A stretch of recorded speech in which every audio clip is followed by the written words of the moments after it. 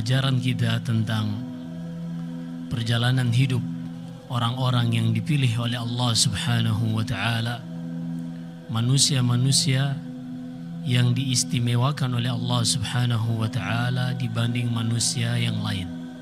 Dan merekalah manusia terbaik yang Allah pilih, yaitu para nabi dan rasul.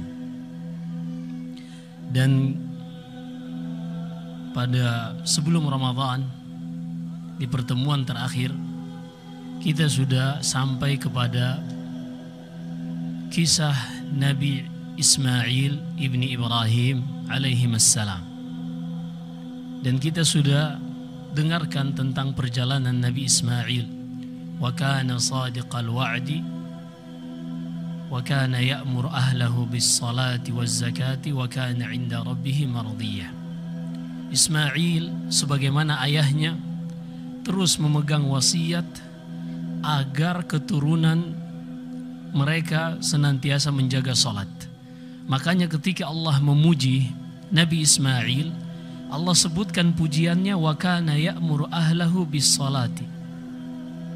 Dan adalah Nabi Ismail selalu memerintahkan keluarganya untuk menjaga salatnya. Karena salat ini adalah syariat yang sejak para nabi dan rasul menjadikan salat ini adalah wasilah. Menjadikan salat sebagai wasilah, dengannya mereka bermunajat kepada Allah Subhanahu wa taala. Dan ini yang hilang dari kebanyakan kaum muslimin. Mereka menjadikan salat sebagai rutinitas. Ada apa gerangan? Kenapa Nabi Ibrahim ketika ia berdoa, Rabbi ja'alni muqimas salati wa min dzurriyyati, ya Allah, jadikanlah aku orang yang senantiasa menjaga salat dan juga dari keturunanku. Kenapa sebenarnya selalu yang diingatkan oleh para nabi adalah salat? Ketika Allah berbicara kepada Nabi Musa di gunung Tur Sina, Allah berfirman kepada Musa, wa aqimis salata li dzikri, wahai Musa, dirikanlah salat untuk mengingatku.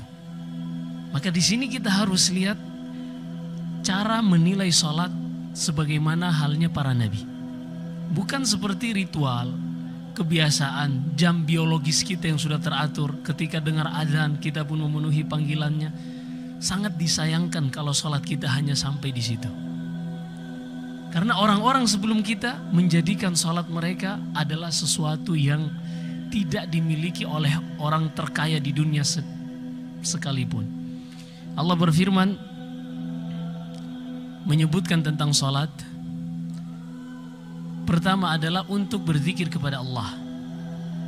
Kemudian yang kedua, salat ini yang akan menjaga seorang hamba dari melakukan perbuatan keji dan munkar. Allah berfirman di akhir surat atau di surat Al-Ankabut, Utlu ma uhiya ilaika minal kitabi wa aqimis salah innas salata tanha 'anil fahsya'i wal munkar. Dan bacalah kitab yang telah diwahyukan kepada engkau wahai Muhammad, kemudian dirikanlah salat. Sesungguhnya salat mencegah seorang dari perbuatan keji dan munkar. Jadi salat ini bukanlah hanya rutinitas, tapi inilah kebiasaan para nabi ketika mereka ingin bermunajat kepada Allah melalui salat. Zakaria alaihi salam yang nanti akan kita bahas juga kisahnya, ketika rambutnya mulai putih, ia memasuki masa tua renta. Ia belum diberikan anugerah berupa seorang anak. Apa yang ia lakukan? Ternyata untuk mendapatkan anak, ia memperbanyak salatnya. Ia memperbanyak salatnya, perbanyak salatnya. Sampai akhirnya Allah sebutkan di dalam surat Al-Imran, fanadathul malaikatu wa huwa qa'imun yusalli fil mihrab. Hingga akhirnya Allah memerintahkan kepada malaikatnya untuk memberikan kabar gembira kepada Zakaria akan kelahiran Yahya. Ternyata ketika itu Zakaria sedang berdiri salat bermunajat kepada Allah Subhanahu wa taala. Berarti salat bukan seperti yang menjadi ritual keseharian kita saja. Bahkan Ibnu Mas'ud radhiyallahu an, ketika ia melihat anaknya yang masih kecil tidur, ia mengatakan di tengah malam ia bangun, min ajlika ya bunai, untuk kemaslahatanmu aku perbaiki, aku perindah dan aku perbanyak salat malamku. Subhanallah. Dan sebagian salaf mengatakan, wallahi la azidanna fi salati min ajlika ya bunai, demi Allah aku akan menambah salatku untuk kemaslahatanmu wahai anakku.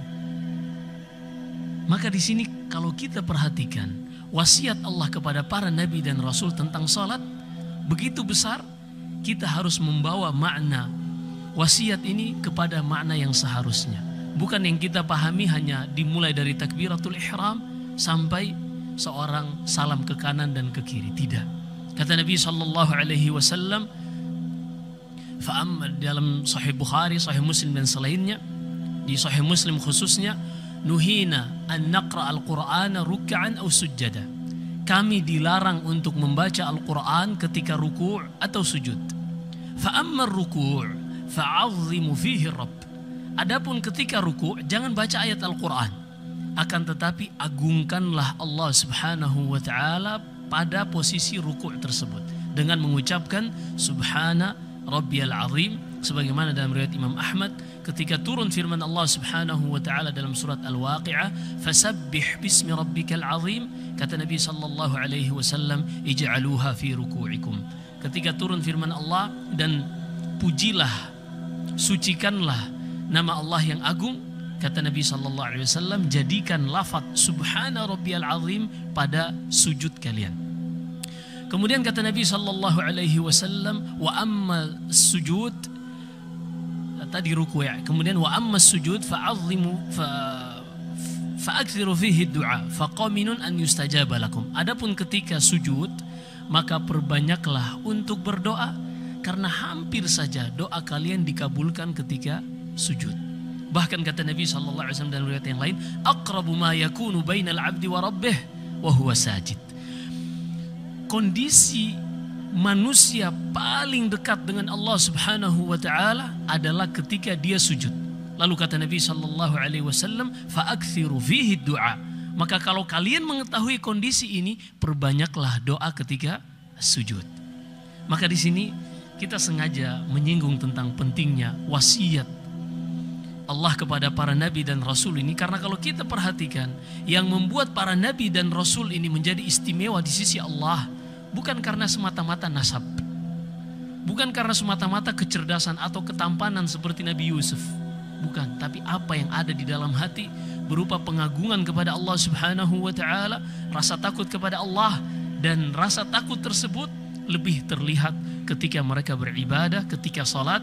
Allah berfirman setelah menyebutkan para nabi dan rasul dan ibadah-ibadah yang mereka lakukan di dalam suratul Anbiya, Allah tutup dengan firman-Nya, innahum kanu yusari'una fil khairati wa yad'unana raghaban wa rahaba wa kanu lana khashi'in. Mereka itulah para nabi, para rasul yang kami ceritakan selalu bersegera berlomba-lomba di dalam ketaatan, dan mereka itu adalah hamba-hamba yang selalu khusyuk kepada Allah Subhanahu wa ta'ala. Maka ketika ada sifat seperti ini yang membuat para nabi dan rasul semakin dekat kepada Allah, maka siapapun yang ada pada dirinya sifat ini, maka dia pun semakin dekat kepada Allah. Makanya Nabi sallallahu alaihi wasallam menyebutkan di dalam Sahih Bukhari dari hadis Aisyah radhiyallahu anha, ala inni la akhsyakum lillahi wa atqakum lah. Ketahuilah aku yang paling khusyuk kepada Allah, paling takut kepada Allah dibanding kalian, dan aku yang paling bertakwa. Maka siapapun dari umat ini yang memiliki sifat yang dimiliki oleh para nabi, maka ia pun semakin dekat di sisi Allah Subhanahu wa ta'ala, walaupun ia tidak bisa mencapai derajat kenabian dan kerasulan, karena itu adalah semata-mata istifa, pilihan dari Allah Subhanahu wa ta'ala. Allah berfirman, tilkar rusulu faddalna ba'dahum ala ba'd. Itulah rasul-rasul yang kami ceritakan, kami pilih, kami tinggikan derajat sebagian dari sebagian yang lainnya. Baik, kita kembali kepada tema pada hari ini, yaitu tentang Nabi Ishaq. Nabi Ishaq adalah adik dari Ismail, sebagaimana yang kita sudah bawakan pada pertemuan sebelumnya. Dan jarak usia antara Ismail dengan adiknya Ishak ini, sebagian ahli sejarah menyebutkan 13 tahun, kemudian Ibnu Katsir menukilkan 14 tahun. Karena ketika Ismail lahir, usia Ibrahim alaihissalam adalah 86 tahun. Beliau khitan pada usia 80 tahun. Jadi manusia yang pertama kali dikhitan adalah Ibrahim alaihissalam. Ibrahim alaihissalam. Dan ini diikuti semua nabi dan rasul setelahnya. Maka para orang-orang Yahud mereka berkhitan. Hanya saja orang-orang Nasara memalingkan syariat ini. Sehingga dalam Sahih Bukhari dari hadis Ibnu Abbas radhiyallahu anhuma diceritakan oleh Abu Sufyan radhiyallahu an, bahwasanya Heraklius, ini nanti kita akan ceritakan juga tentang Heraklius raja Romawi. Ia seorang yang masih memiliki sisa-sisa peninggalan ilmu nujum, ilmu bisa membaca berita dari langit. Dan suatu malam ia melihat kaukabal inqadhal barih. Ada satu bintang yang menunjukkan bahwasanya Malikul Khitan qad kharaj. Yang dijanjikan oleh nabi-nabi dan rasul sebelumnya tentang rasul terakhir dikenal dengan Malikul Khitan, pemimpin orang-orang yang khitan. Khitan itu di bahasa kita sunat ya.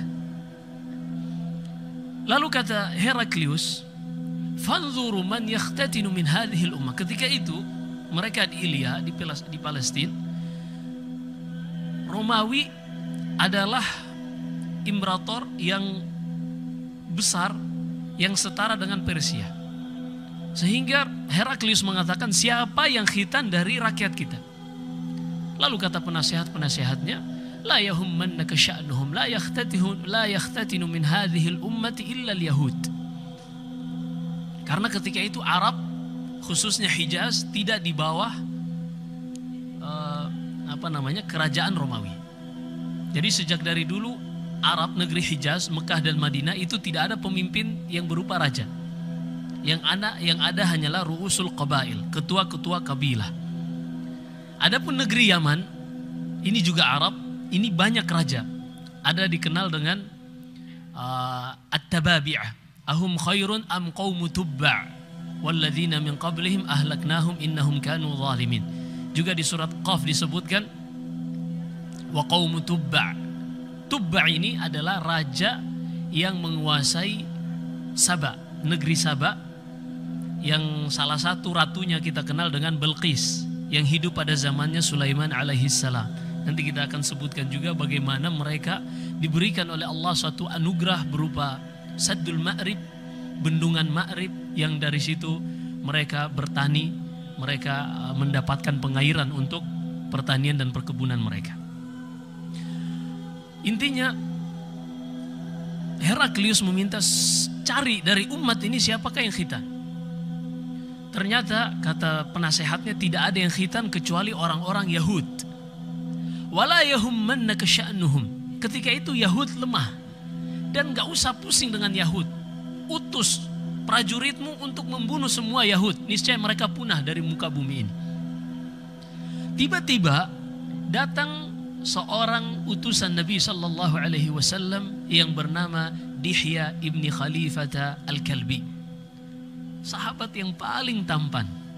Sampai-sampai ketika Jibril alaihissalam datang menjumpai Nabi dalam wujud manusia, Jibril akan menyerupai wajahnya Dihya ibni Khalifah al-Kalbi ini. Nanti kita akan sebutkan insyaAllah. Fa'ala kulli hal, khitan yang pertama kali melakukannya adalah Ibrahim alaihissalam pada usia 80 tahun. Bil qaddum, ada yang menyebutkan al-qaddum itu dengan kapak. Ya, karena dulu pandai besi, alat yang paling kecil seperti itu. Sekarang bisa ada silet, bisa ada pisau cukur dan seterusnya, itu karena kemajuan teknologi yang bisa memipihkan besi. Adapun zaman dahulu hanya bisa dipukul, ya kampak udah lumayan. Sehingga nanti ada cerita ketika Dina, salah satu anaknya dari anak Yakub, ingin dinikahi oleh salah satu kabilah yang dibenci oleh Yakub. Yakub mensyaratkan kepada kabilah ini yang ingin menikahi anaknya Dina. Dia mengatakan, kami tidak akan nikahkan engkau dengan anak kami kecuali kalian berkhitan. Ternyata ini strategi Yakub. Dan khitan ketika itu sangat berat, bisa infeksi dan seterusnya. Akhirnya setelah 3 hari, orang-orang yang berkhitan ini yang ingin menikahi salah satu anak Yakub yang bernama Dina. Dan memang awalnya Yakub tidak menyukai mereka. Dan ini strategi Yakub ketika mereka sudah mulai merasakan semakin sakit khitannya, mereka pun menyerang dan membunuh semua orang-orang yang melakukan pemaksaan terhadap anaknya Yakub. Fa'ala kulli hal, ini nanti ceritanya setelah Ishak ada Yakub, pertemuan setelahnya insyaallah ta'ala. Baik, kita ringkas.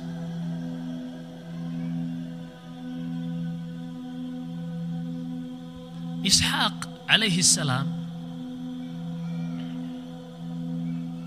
lahir 14 tahun setelah kelahiran Ismail. Kita katakan tadi Ismail lahir ketika Ibrahim berusia 86 tahun. Berarti Ishak lahir pada usia 100 tahun. Iya, karena bedanya 14 tahun. Dan kelahiran Ishak ini adalah salah satu mukjizat yang Allah berikan kepada Nabi Ibrahim alaihissalam. Yang mana ketika itu usianya sudah tua. Istrinya Sarah mandul. Hingga suatu hari tiba-tiba datang 3 orang tamu. Yang mana tamunya ini datang dalam wajah anak muda yang sangat tampan. Yang sangat tampan. Ternyata mereka mampir ke rumah Ibrahim, tujuannya adalah ke negeri Sadum, kaumnya Nabi Lut. Mereka datang dengan wajah tampan karena ingin memancing kaumnya Nabi Lut. 3 malaikat ini Allah sebutkan di beberapa ayat dalam Al-Quran. Di antaranya di surat Al-Hijr, وَنَبِّئْهُمْ عَنْ ضَيْفِ إِبْرَاهِيمَ إِذْ دَخَلُوا عَلَيْهِ فَقَالُوا سَلَامًا قَالَ إِنَّ مِنْكُمْ وَجِلٌ ila akhir ayat. Juga di surat Al-Dhariyat datang 3 orang. Ternyata mereka ini, kata Ibnu Katsir, adalah 3 orang malaikat, yaitu Jibril, Mikail, dan Israfil. Dan arti il, Jibril, Israfil, Mikail. Il ini dalam bahasa Ibrani artinya Allah, ilah. Jibril artinya Abdullah. Iya, dalam bahasa Arab. Tapi ingat, kita tidak boleh memberi nama Allah dengan il. Ini hikayat bahwasanya bahasa Ibrani il itu adalah Allah. Tapi kita tidak boleh memberi nama Allah dengan il. Kenapa? Karena nama-nama Allah adalah tauqifiyah. Nama-nama Allah tidak boleh kita beri nama Allah dengan sesuatu kecuali Allah beri nama dirinya sendiri atau Nabi SAW menyebutkan, menghikayatkan tentang nama Allah Subhanahu wa Ta'ala. Ini kaidah dalam al-asma was sifat. Karena bukan tempatnya, kita tidak perdalam. Intinya, datanglah Jibril, Mikail, dan Israfil menemui Ibrahim. Ibrahim alaihissalam adalah orang yang pertama kali memuliakan tamu. Maka dia pun bersegera masuk ke dalam rumahnya. Melihat ada 3 orang tamu, ia segera mencari sapi yang paling gemuk. Ia segera memanggangnya, lalu disuguhkan kepada para tamu ini. Namun malaikat, di antara ciri khasnya adalah mereka tidak memakan makanan. Malaikat tidak memakan makanan. Falamma ra'a aydiyahum la tasilu ilaihi nakirahum wa awjasa minhum khifah. Ketika Ibrahim alaihissalam melihat para tamunya ini kok tidak mau menyentuh makanannya, lalu Ibrahim pun tiba-tiba takut. Ini jangan sampai ada apa-apa nih. Orang ini menginginkan keburukan ataukah yang lainnya. wa mar'atuhu qa'imatun fadhahikat fabashsharnaha bi Ishaq wa min wara'i Ishaq Ya'qub. Qalu la takhaf inna ursilna ila qaumi mujrimin. Ketika Ibrahim takut, para malaikat ini pun mengatakan, wahai Ibrahim, jangan takut. Sesungguhnya kami adalah malaikat diutus kepada kaum pendosa, yaitu kaumnya Nabi Lut alaihi salam. Ketika Ibrahim sudah hilang rasa takut darinya, para malaikat tadi memberikan kabar gembira kepada Ibrahim akan kelahiran seorang anak. Anaknya ini adalah anak yang alim. Perhatikan di dalam Al-Quran, Ibrahim memiliki dua anak, dari Hajar dan dari Sarah. Walaupun ada anak lain dari istri yang lain setelah Sarah meninggal, Ibrahim menikah lagi dengan Qanturah. Beliau memiliki 6 anak.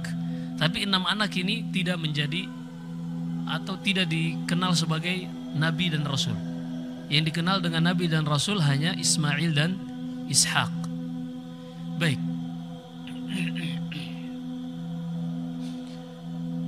Ismail, Allah sebutkan sifatnya di dalam Al-Quran dengan wabasyarnahu bighulamin halim, dengan anak yang penyabar. Sementara Ishak wabasyarnahu bighulamin alim, diberikan sifat adalah anak yang berilmu.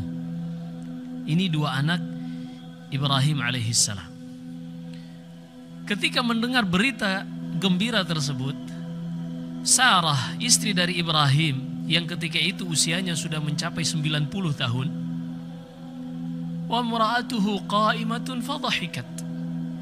Istrinya ketika itu yang mendengar berita dari para tamu ini bahwasanya Ibrahim nanti akan mendapatkan anak dari Sarah, ketawa istrinya. Qalat ya wailata a'alidu wa ana ajuzun wa hadha ba'li syaikha inna hadha la syai'un ajib. Enggak mungkin. Saya sudah tua. Suamiku sudah tua. Bagaimana mungkin kami memiliki anak? Ini adalah sesuatu yang sangat mengherankan. Maka di sini para ulama menyebutkan kelahiran Ishak ini diantara mukjizat. Kenapa? Sudah keluar dari kebiasaan manusia.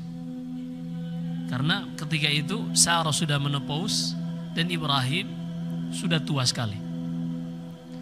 Baik, sehingga lahirlah Ishak. Kita ringkas, lahirlah Ishak alaihissalam. Ishak lahir dan menjadi anak yang penuh berkah. Karena Allah berfirman, wa barakna alaihi wa ala Ishaq wa min dzurriyyatihima muhsinun wa zalimun li nafsihi mubin. Khusus untuk Ishak Allah berikan keberkahan pada dirinya dan kepada keturunannya, sehingga semua anak-anak atau semua nabi dan rasul dari kalangan Bani Israel adalah dari keturunan Ishak ibn Ibrahim. Tidak ada nabi kecuali melalui jalur Ishak ibni Ibrahim alaihimassalam. Itu dari kalangan Bani Israel. Termasuk asbat yang disebutkan di dalam surat Al-Baqarah, Al-Imran, wal asbat. Ini asbat adalah 12 pilihan Allah subhanahu wa ta'ala. Ada yang menyebutkan mereka adalah nabi dan rasul, ada yang menyebutkan mereka adalah anak keturunan dari Ya'qub, saudara-saudara dari Nabi Yusuf alaihissalam. Baik, kita kembali kepada Ishak alaihissalam. Allah sebutkan tentang Ishak di dalam Al-Quran, kebanyakannya hanyalah tentang nama, keberkahan, dan keturunannya. Dan hebatnya Ishak ini, ketika 3 malaikat tadi datang memberi kabar gembira kepada Sarah akan kelahiran Ishak, langsung dikabarkan setelah itu wa mi wara'i Ishaq Ya'qub, dan akan lahir setelah Ishak ini anaknya Ya'qub. Ini disebutkan di dalam surat Hud, wa mi wara'i Ishaq Ya'qub. Ahlul kitab, ini disebutkan Ibnu Katsir cukup keras. Jadi ahlul kitab mereka mengklaim bahwasanya yang hampir disembelih oleh Nabi Ibrahim adalah Ishak, bukan Ismail. Bahkan di Baitul Maqdis, di sekitaran Al-Masjidul Aqsa, di lingkungannya ada satu tempat sampai sekarang disebut dengan Madbahu Ishak, tempat disembelihnya Nabi Ishak. Ini diikuti oleh sebagian dari para ulama. Mereka terbawa dengan berita dari orang-orang ahlul kitab ini. Kenapa mereka mengklaim ini? Karena subhanallah, anak yang disembelih oleh Nabi Ibrahim ini adalah anak yang memiliki keutamaan yang sangat besar. Kenapa? Karena Allah sebutkan dia anak yang penyabar. Allah sebutkan dia anak yang menjadi ujian terbesar bagi Ibrahim alaihissalam. Inna hadza lahuwal bala'ul mubin. Sehingga mereka mengklaim bahwasanya yang hampir disembelih oleh Ibrahim adalah Ishak, bukan Ismail. Namun dibantah secara keras oleh Ibnu Katsir dalam tafsirnya dan juga di dalam kitabnya Al-Bidayah wan Nihayah, bahwasanya klaim tersebut dibantah oleh ayat di dalam Al-Quran. Di dalam surat Hud yang tadi sudah kita bacakan, wa imra'atuhu qa'imatun fadhahikat fabasyarnaha bi Ishaq wa min wara'i Ishaq Ya'qub. Dan ketika 3 tamu tadi datang, istrinya yaitu Sarah berdiri tertawa, lalu diberi kabar gembira oleh para malaikat akan kelahiran Ishak, dan dari keturunan Ishak Ya'qub. Kata Ibnu Katsir rahimahullah membawakan tafsiran Muhammad ibn Ka'ab al-Quradhi, mustahil kalau seandainya yang hendak disembelih Ibrahim adalah Ishak. Kenapa? Karena Allah sudah berikan kabar gembira kepada Ibrahim, setelah Ishak ini akan ada anaknya yang lahir, yaitu Ya'qub. Berarti tidak ada faidah dari ujian untuk menyembelih anaknya. Padahal menyembelih anak tersebut adalah ujian tersendiri bagi Ibrahim. Artinya kalau sudah ada kabar gembira akan kelahiran anaknya setelah Ishak Ya'qub, berarti anak ini tidak mungkin meninggal dalam keadaan belum menikah. Sementara yang disembelih itu usianya adalah falamma balagha ma'ahu as-sa'i. Allah sebutkan di dalam surat As-Saffat, ketika anak yang hendak disembelih ini mulai bisa berlari-lari kecil. Kira-kira sudah menikah atau belum mas berlari-lari kecil? Belum. Dan ketika itulah ujian untuk disembelih. Sehingga mustahil kalau seandainya itu Ishak, dalam keadaan para malaikat tadi sudah memberikan kabar gembira bahwasanya Ishak ini akan memiliki satu anak yang bernama Ya'qub. Sehingga itu mustahil. Dan tidak ada faidahnya. Ibrahim gak akan khawatir, pasti Allah akan menggantinya. Tapi ternyata tidak demikian. Allah berfirman menjelaskan tentang kisahnya secara lengkap. Falamma balagha ma'ahu as-sa'ya qala ya bunayya inni ara fil manami anni adbahuk fanzur madza tara. Ketika anak yang hendak disembelih ini sudah mulai bisa berlari-lari kecil, kira-kira umur 3-4 tahun, kami pun mewahyukan kepada Ibrahim melalui mimpi bahwasanya dia akan menyembelih anaknya. Lalu Ibrahim mengatakan kepada sang anak tersebut, wahai anakku, aku melihat di dalam mimpiku bahwasanya aku akan menyembelihmu. Anaknya tahu ayahnya ini adalah seorang nabi, dan salah satu jalur wahyu adalah melalui mimpi. Ini para nabi ya, bukan manusia biasa. Ini jangan diselewengkan. Salah satu jalur kenabian, jalur wahyu adalah melalui mimpi. Dan kata Nabi SAW, ru'yatul anbiya haq. Mimpi para nabi itu adalah seperti hakikatnya. Ketika itu, falamma aslama wa tallahu lil jabin. Akhirnya Ibrahim dan anaknya yang akan disembelih ini sudah merasa, ya sudahlah ayahku, kalau memang Allah memerintahkanmu, maka lakukan apa yang Allah perintahkan. Akhirnya seperti yang kita ceritakan sebelumnya pada kisah Ismail, sang ayah ini Ibrahim alaihissalam ketika hendak menyembelih anaknya ini ditengkurapin, wajahnya ke bawah. Kenapa? Karena dia tidak ingin melihat wajah anaknya yang memelas ketika akan disembelih. Akhirnya dibalik. Ini sebagian masyarakat menjadikan ini sebagai dalil untuk ketika menyembelih hewan kurban ditutup dengan daun pisang. Iya. Apakah ini bisa dikiaskan? Wallahu a'lam. Kalau mereka melakukan dengan dalil ini, ada satu sisi pembenarannya, tapi apakah ada ulama salaf, adakah dari sahabat atau imam madhab yang 4 yang melakukannya? Kalau tidak ada, kata Imam Ahmad rahimahullah, iyyaka an tatakallama fi mas'alatin laisa laka 'alaiha imam. Hati-hati dalam mengikuti atau melakukan sesuatu yang tidak ada imam pendahulu yang melakukannya.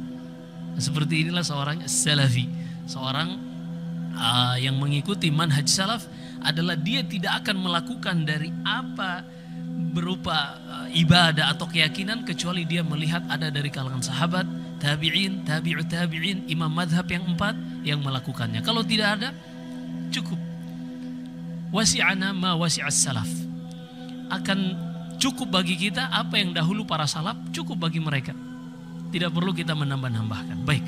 Akhirnya Ibrahim alaihissalam pun akan menyembelih anaknya, lalu tiba-tiba diganti dengan kabash, diganti dengan kibash. Kemudian setelah itu Allah berfirman, wa nadainahu ayya Ibrahim qad saddaqta ar-ru'ya inna kadzalika najzil muhsinin inna hadza lahuwal bala'ul mubin. Wahai Ibrahim, ini benar-benar ujian yang nyata. Kalau seandainya itu Ishak, maka tidak ada faedah ujiannya. Karena Ibrahim sudah mengetahui bahwasanya Ishak ini tidak akan meninggal sampai dia menikah dan memiliki anak yang bernama Ya'qub. Baik, kita kembali kepada Ishak alaihissalam. Ishak pun besar. Dan Ishak mulai dinikahkan oleh ayahnya Ibrahim alaihissalam pada usia 40 tahun. 40 tahun baru menikah dengan salah seorang wanita yang bernama Rufqah atau Rifqah. Ibrahim menikahkan anaknya dengan Rufqah ini hingga akhirnya Rufqah ini memberikan 2 orang anak untuk Ishak. 2 anak tersebut kembar, lahir dalam satu waktu. Yang besar namanya Ais atau Is disebut. Orang Arab menyebutnya Ais. Satunya adalah Ya'qub. Ya'qub itu dari Aqibah Ya'qubu, yaitu seorang yang memegang mata kaki orang lain. Ini disebut Ya'qub. Jadi ketika Ais lahir pertama, Ya'qub ini memegang mata kaki kakaknya sehingga ia ikut tertarik lahir. Makanya disebut di situ namanya adalah Ya'qub. Iya. 2 orang anak kembar, tapi berbeda. Ais ini seorang yang merah dan berbulu, artinya memiliki bulu yang lebat. Sementara Ya'qub tidak demikian. Dan seorang ayah ternyata lebih menyayangi anak sulungnya. Sang ayah yaitu Ishak, rasa sayang dan cintanya kepada Ais melebihi kepada Ya'qub. Sementara sang ibu lebih sayang kepada yang bontot, lebih sayang kepada Ya'qub. Hingga disebutkan oleh Ibnu Katsir terjadi suatu peristiwa yang mengubah kehidupan 2 orang bersaudara ini. Karena selalu Ya'qub ada hal-hal yang ia inginkan, selalu ia meminta kepada anaknya yang kakak, yang Ais tadi, karena lebih sayang kepada Ais. Sementara Ya'qub ini lebih sering kepada ibunya Rufqah. Hingga suatu saat Ya'qub menginginkan untuk memakan makanan yang dia inginkan. Ishtaha ta'aman. Disebutkan oleh ahli sejarah suatu saat Ishak ingin makan makanan enak. kebiasaannya adalah meminta anaknya Ayus yang kakak. Dan ketika itu Yakub sudah usianya sudah tua dan dia sudah mulai buta. Sudah mulai buta. Ketika itu Ibrahim sudah meninggal. Ibrahim alaihissalam, sebagian ahli tafsir menyebutkan ia meninggal pada usia, ada yang menyebutkan 275 tahun, ada 175 tahun, ila akhirih. Hal-hal yang seperti ini kita tidak bisa benarkan, kita tidak bisa dustakan, karena kebanyakan riwayatnya diambil dari Taurat dan Injil, diambil dari ahlul kitab, karena memang turunnya dari Allah subhanahu wa ta'ala. Hanya saja Taurat dan Injil ini bercampur dengan ucapan ulama-ulama mereka, bercampur dengan ucapan-ucapan ahli hikmah di antara mereka, sehingga ketika itu bercampur, apalagi sebagian ulamanya menyembunyikan, sebagian pemimpin-pemimpin mereka menyembunyikan sebagian dari Taurat dan Injil. Seperti misalnya di dalam Taurat ada hukum yang namanya rajam, ada hukum yang namanya qisas, tapi disembunyikan oleh mereka. Allah bongkar ini di dalam surat Al-Maidah, wa katabna 'alaihim fiha anna an-nafsa bin-nafsi wal 'aina bil-'aini wal anfa bil-anfi wal udhuna bil-udhuni was sinna bis-sinni wal juruha qisas. Dan kami telah syariatkan kepada mereka di dalam Taurat bahwasanya jika seorang dibunuh tanpa berhak, tanpa hak, maka dia juga wajib dibunuh. Dan ini maksudnya adalah qisas. Siapa yang mematahkan hidung orang lain, maka dia juga harus dipatahkan hidungnya. Siapa yang membuat buta mata orang lain, dia juga harus dibutakan matanya, ila akhirih. Dan ini qisas. Ini disembunyikan oleh ahlul kitab. Dan ini ada di dalam Taurat. Dan ini di antara syariat umat-umat terdahulu yang menjadi syariat agama kita. Jadi agama kita hanya mengikuti syariat agama terdahulu dalam perkara qisas ini. Baik. Kemudian Ishaq alaihissalam meminta kepada anaknya Ais untuk mencarikan makanan yang enak. Ketika itu Rufqah, istri Ishaq, mendengar permintaan suaminya ini. Karena ketika Ishaq meminta kepada Ais untuk mencari makanan yang enak, kata Ishaq yang ketika itu sudah buta, kalau engkau dapatkan makanan yang enak, aku akan doakan keberkahan kepada keluargamu dan keturunanmu. Sang ibu yang sayang kepada Yakub, ia pun langsung membisikkan kepada Yakub, wahai Yakub, ayahmu menginginkan makanan yang enak, segeralah cari. Dan Yakub ketika itu seorang pengembala kambing. Yakub pun segera menyembelih 2 ekor kambing terbaik yang ia miliki, lalu dihidangkan untuk ayahnya. Dan ibunya Rufqah tadi, karena mengetahui ayahnya mengenali Ais dari bulu badannya, maka diambil kulit dari kambing yang disembelih tadi, ditempelkan di tangan Yakub. Hingga akhirnya ketika Yakub menyerahkan makanan ini kepada ayahnya Ishaq, Ishaq pun meraba. Man anta? Siapa engkau? Kata Yakub, dia diam. Aku datang membawakan makanan yang engkau inginkan. Kata Ishaq, as-sautu sautu Yakub, wal jismu jismu Ais. Ini kok suara-suara Yakub, tapi badannya badan Ais, karena dari bulu yang ada pada badan yang ditempelkan oleh Rufqah kepada Yakub. Akhirnya Ishaq pun mendoakan keberkahan kepada Yakub untuk mendapatkan keturunan dan diberikan keberkahan dari hewan ternak. Dan ini doa para nabi mustajab, keberkahan, karena Allah berfirman, wa barakna alaihi wa ala Ishaq, dan kami berikan keberkahan kepada Ibrahim dan kepada Ishaq. Akhirnya Ais setelah Yakub pergi, selesai makan Ishaq ini, datang lagi Ais, baru datang membawa makanan yang diminta oleh ayahnya.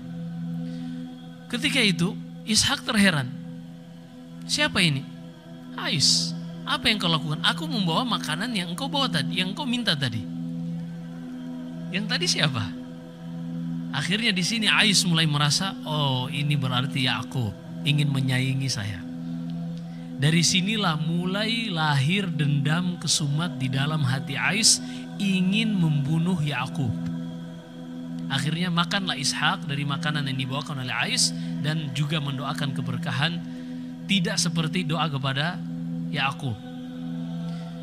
Ibunya Rufqah yang mengetahui niat Ais yang ingin membunuh Yakub, anak kesayangannya, ia segera mengabari Yakub untuk pergi ke suatu daerah yang di situ ada paman Yakub, saudara dari Rufqah ini, yang bernama Laban ibn Bitwail. Akhirnya pergilah Yakub. Di perjalanan Yakub kelelahan, ia tidur di suatu tempat.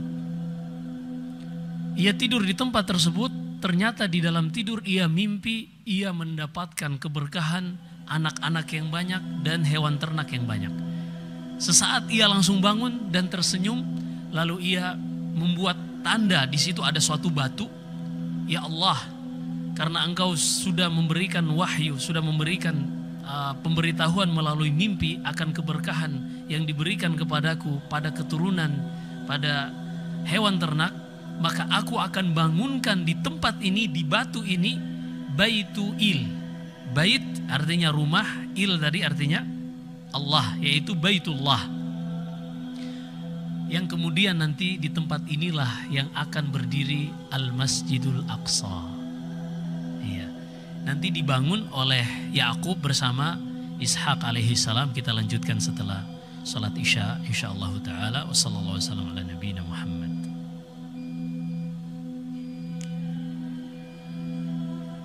Sedikit kita lanjutkan dari apa yang telah kita bahas dari kisah Nabi Ishak alaihi salam, dan bahwasanya Ishak adalah seorang nabi yang penuh dengan keberkahan.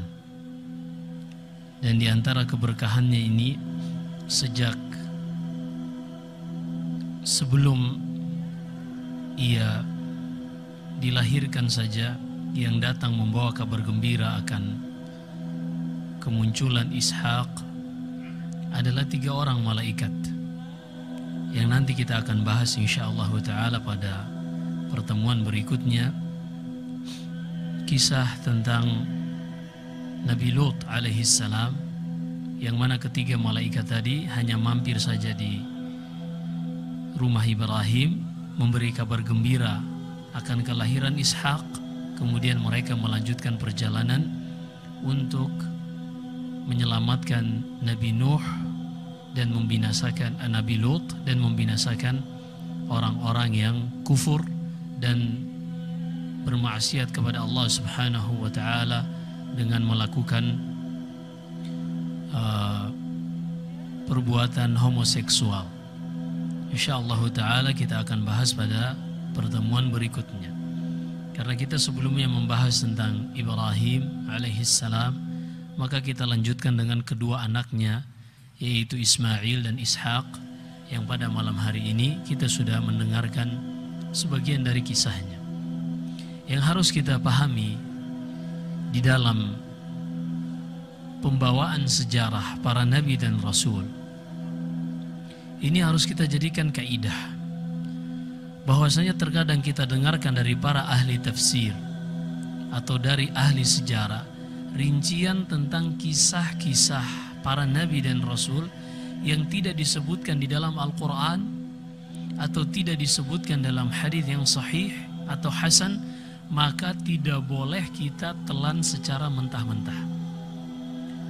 Ini namanya Israiliyat, berita-berita dari Bani Israel, baik itu yang mereka ambil dari Taurat, dari Injil, ataukah dari kisah-kisah secara turun-temurun dari nenek-nenek moyang mereka.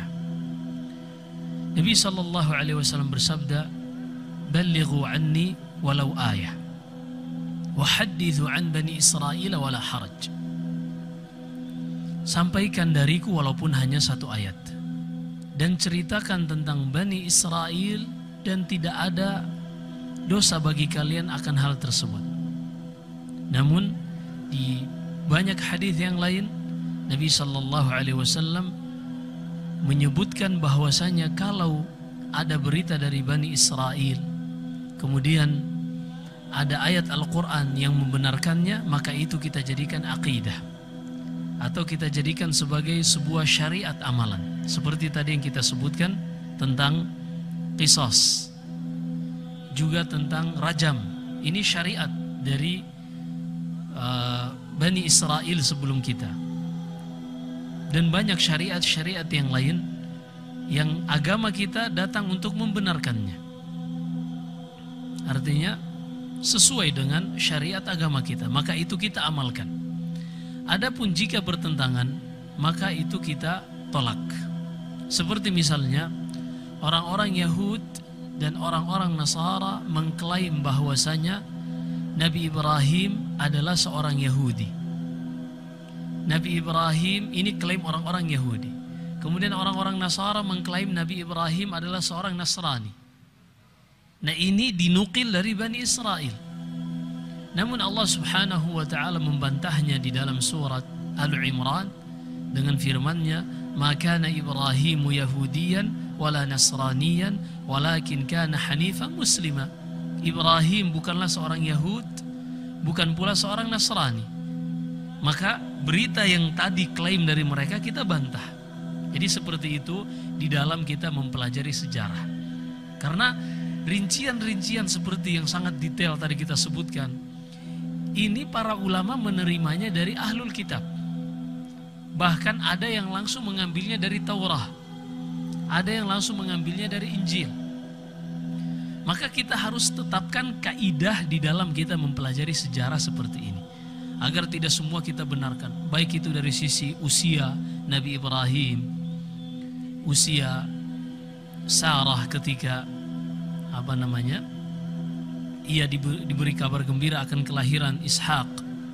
Yang kita pastikan adalah Ibrahim dan Sarah mendapatkan berita akan kelahiran Ishak dalam kondisi mereka sudah sangat tua. Karena Allah berfirman, Sarah mengatakan sebagaimana yang Allah hikayatkan, qalat ya wailata a'alidu wa ana ajuz wa hadha ba'li syaikha. Duhai celaka, apakah mungkin aku bisa melahirkan dalam kondisi aku sudah ajuz, sudah tua, sudah menopause. Wa hadha ba'li syaikha, dan suamiku ini yaitu Ibrahim sudah sangat tua. Nah, ini disebutkan dari sisi ketuaannya. Adapun dari sisi usianya berapa, Allah tidak sebutkan secara detail. Maka para ulama, ahli sejarah dan ahli tafsir mengambil dari penukilan Bani Israel tadi yang mungkin bisa diarahkan sesuai dengan lafaz dalam Al-Quran.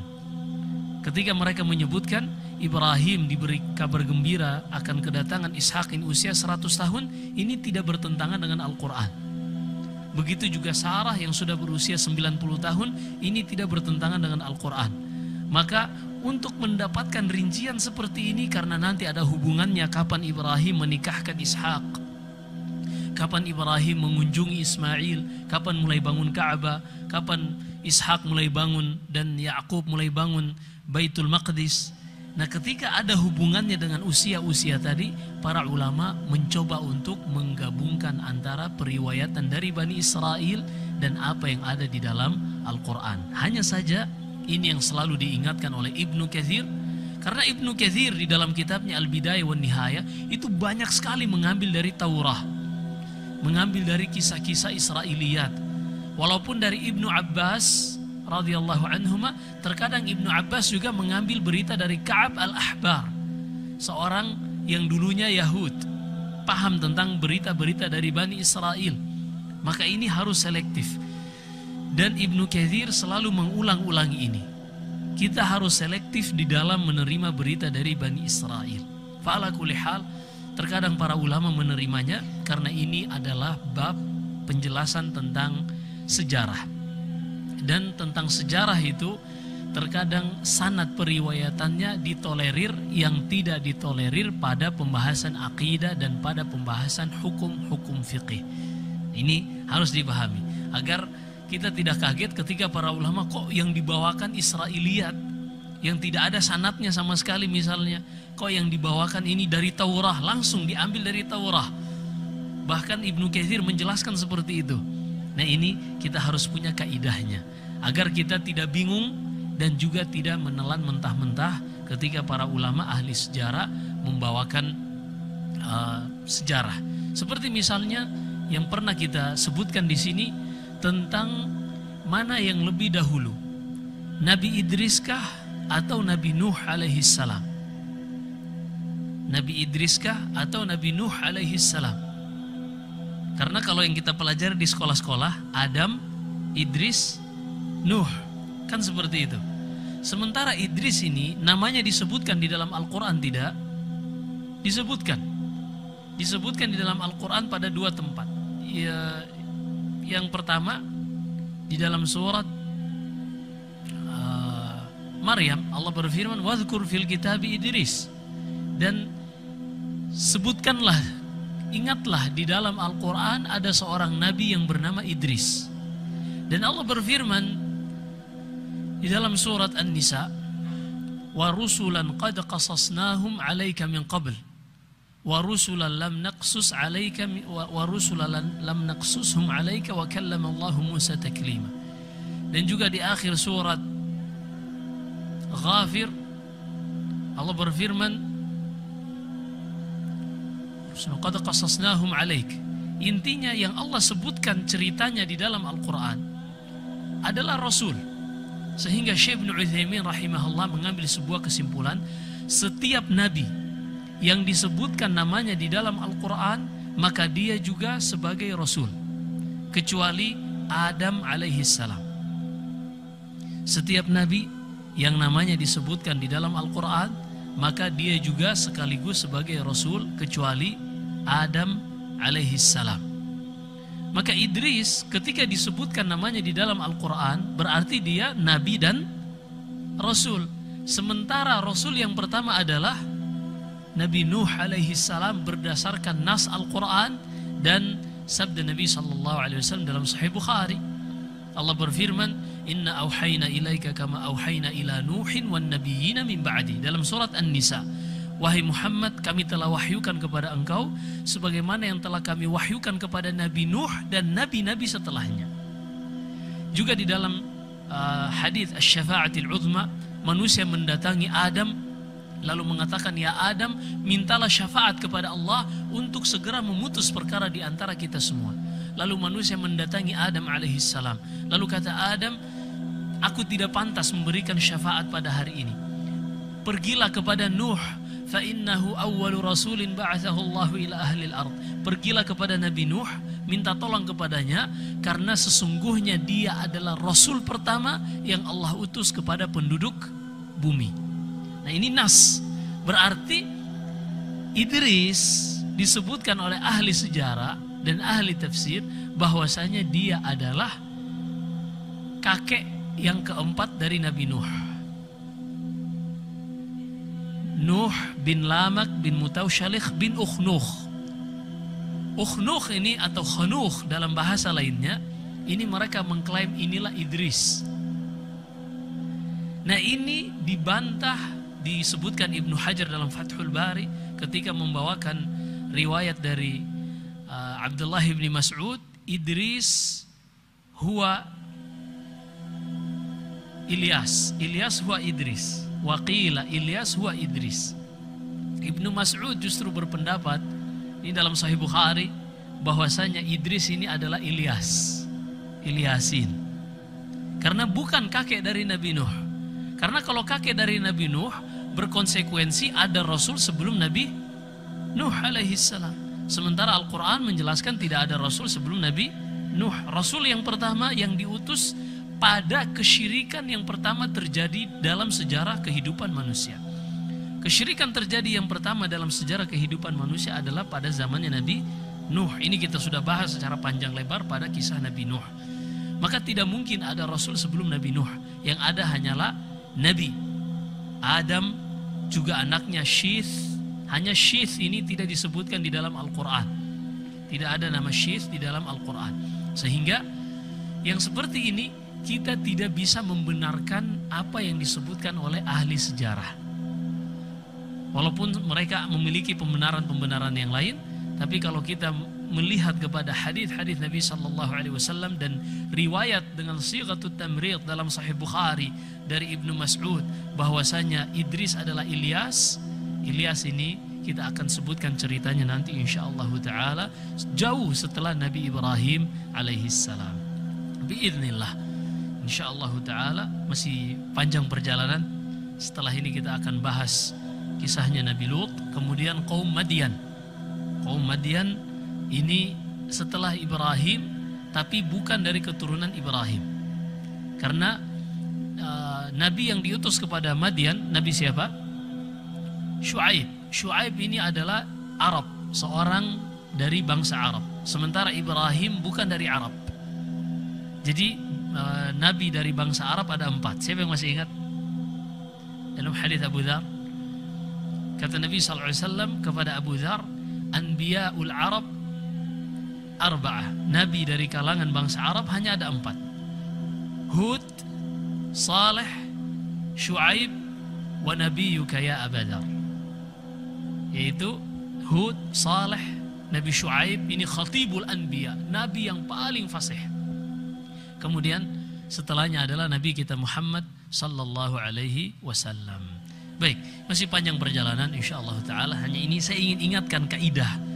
Karena tadi kita bawakan kisah dari Yakub yang lahir memegang kaki dari kaki dari Ais, anak dari Ishak, kemudian meminta makanan dan seterusnya. Ini rincian-rincian dari Bani Israel. Kita sebutkan karena nanti akan ada hubungannya. Nanti tadi kita berhenti sampai sebelum maghrib.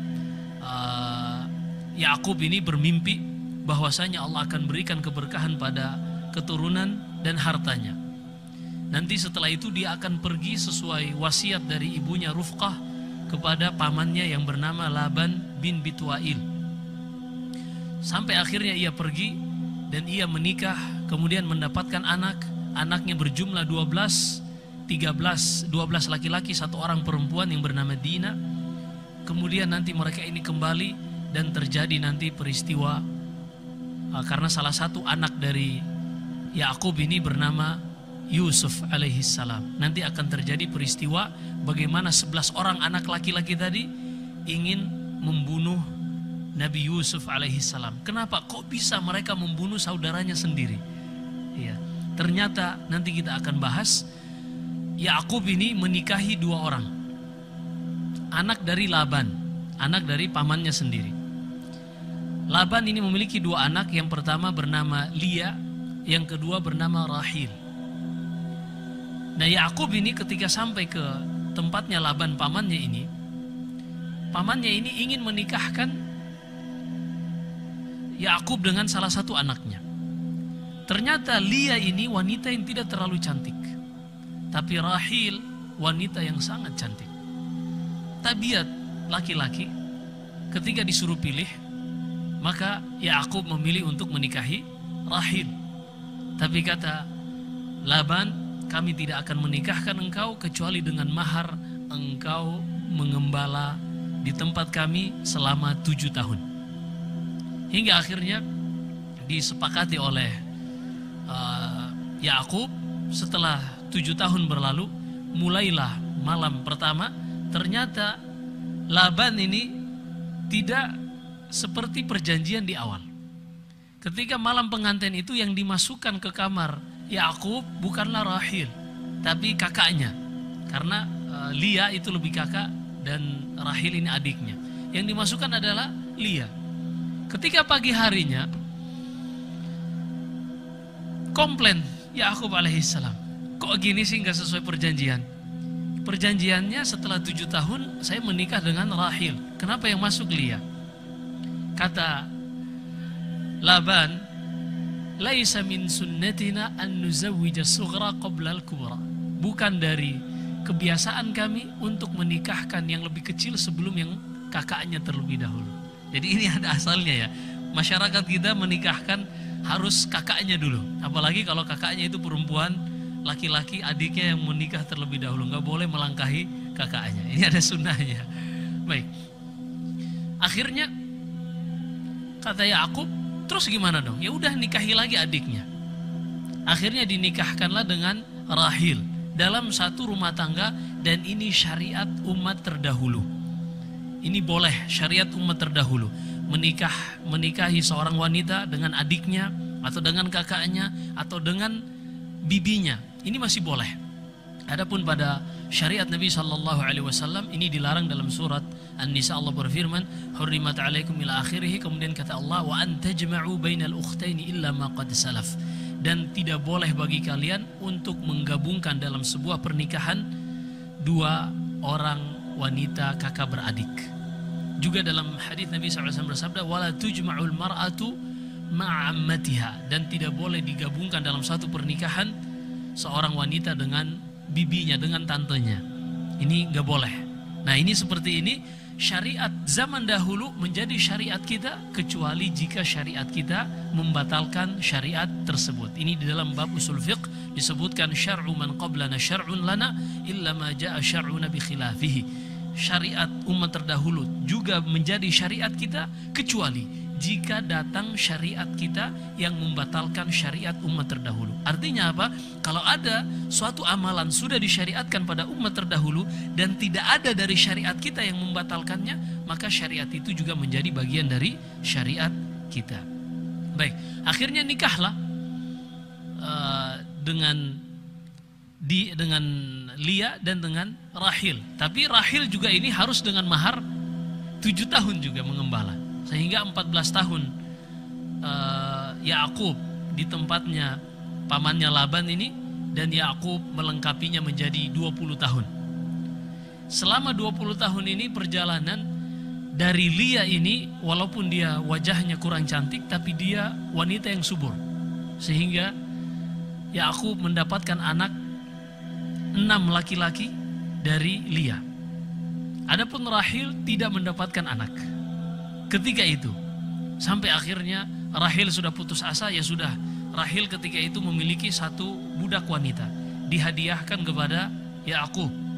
Yakub pun menikahi budaknya tersebut hingga akhirnya melahirkan 2 anak laki-laki.